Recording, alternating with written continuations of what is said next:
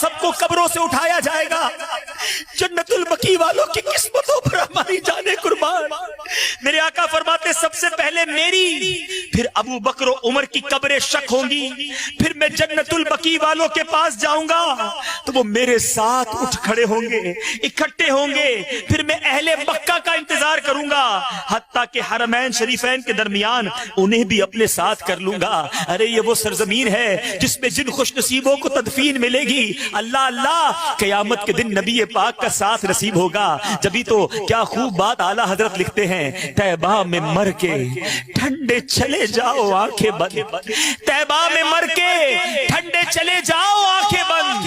سیدھی سڑک یہ شہر شفاعت نگر کی ہے. مدینے میں موت کی تمنا فقط ہماری نہیں، بڑے بڑے اسلاف، بڑے بڑے علماء، ان کی زندگی کا یہ خاصہ ہوا کرتا، تمنا یہ ہوا کرتی، کسی اور کی بات نہیں. حضرت عمر فاروق رضی اللہ تعالیٰ کی خاص دعا ہوا کرتی. آپ دعا کرتے اللہم ارزقنی شہادتا فی سبیلک واجعل موتی فی بلد رسولک صلی اللہ تعالی علیہ وسلم. اے اللہ تو مجھے اپنی راہ میں شہادت نصیب کر اور اپنے رسول کے شہر میں موت عطا کر.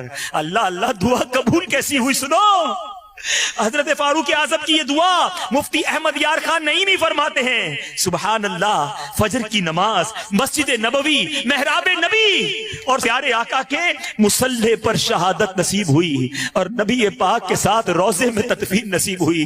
اللہ تعالیٰ فاروق اعظم کے صدقے، ان کی شہادت کے صدقے ہمیں مدینے کے سوا کہیں اور موت نہ عطا فرمائے. جنت البقیع ہم سب کا مقدر بن جائے. بس یہ اپنی دعاؤں میں حصہ مانگا کرو. میٹھے اسلامی بھائیوں، آئیے بیان کے آخر میں کچھ اللہ والوں کی بات کرتے ہیں. میں اور آپ بھی مدینے جانے کی تمنا رکھتے ہیں. ہم میں سے کئی ایسے ہوں گے جو مدینہ دیکھا ہے. ارے ہم گئے تو کیا گئے، دیکھو اللہ والے کیسے جاتے ہیں تو کس انداز سے جاتے ہیں. امام مالک رضی اللہ تعالیٰ عنہ کروڑوں مالکیوں کے پیشوا ہیں. آپ نے زندگی مدینے میں گزاری، مگر جتنا عرصہ مدینے میں رہے ساری زندگی چپل نہ پہنے.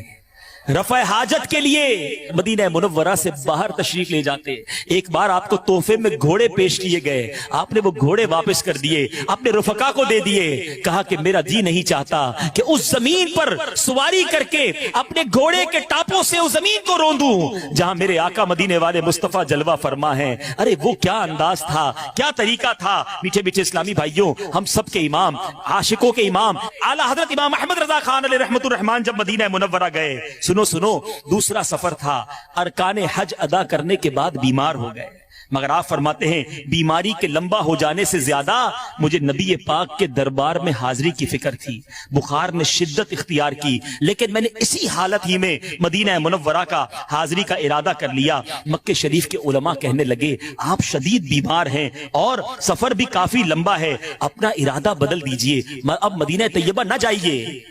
عاشقوں کے امام نے تڑپ کر کیا جواب دیا؟ کہتے ہیں اگر سچ پوچھئے تو در حقیقت میرے یہاں آنے کا اصل مقصد یہی ہے، مدینہ منورہ کی زیارت ہے. دونوں بار اسی نیت سے گھر سے چلا تھا. معاذ اللہ اگر زیارت مدینہ نہ ہو تو حج کا کچھ مزہ نہیں آتا.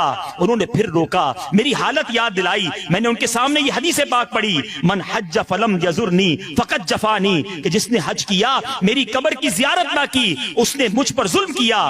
علماء کرام نے فرمایا آپ تو پہلے بھی زیارت کر چکے ہیں. اعلیٰ حضرت فرماتے میرے نزدیک حدیث کا یہ مطلب نہیں کہ جتنے حج کرنے ہیں کرو اور زندگی میں ایک بار حاضری دے دو. حج کے ساتھ مدینے کی حاضری لازمی ہے، سرکار کے قدموں کی حاضری لازمی ہے. آپ دعا فرمائیں میں سرکار کے قدموں تک پہنچ جاؤں، بس پہنچ جاؤں، ایک بار حاضری ہو جائے پھر میرا دم نکل جائے. مجھے اس کی کوئی تمنا نہیں. اعلیٰ حضرت کا عشق کیسا تھا، کیا خوب انداز میں سمجھاتے ہیں.